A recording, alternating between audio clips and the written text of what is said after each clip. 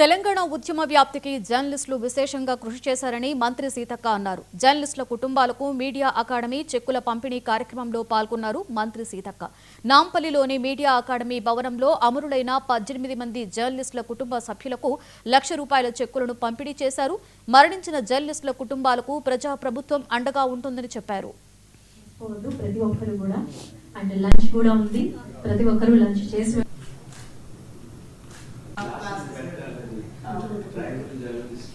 ఇవాళ 3 స్తంభాలు ఎట్లయితే ప్రజాస్వామ్యం అని మనం ఎట్లయితే అనుకుంటామో 4వ స్తంభంగా మన మీడియాని గుర్తిస్తూ ఉంటాం, చెప్పుకుంటూ ఉంటాం.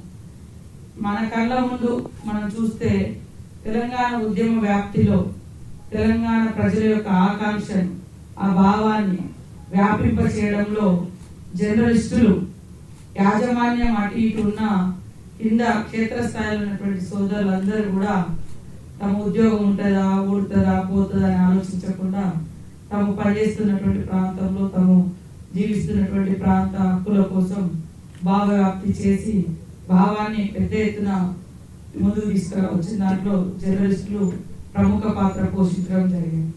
అదేవిధంగా ప్రజలకు, ప్రభుత్వానికి వారధులుగా కూడా మీడియానే పనిచేస్తుంది. ఒక్కొక్క సందర్భంలో అధికారులకు తెలియనటువంటి అనేక అంశాలను లేదా ప్రజాప్రతినిధులకు దృష్టిలో లేనటువంటి అనేక సమస్యలను మీడియా ద్వారా చూసి మనం వాటికి పరిష్కారాన్ని ప్రతి ఒక్కరు లంచ్ చేసి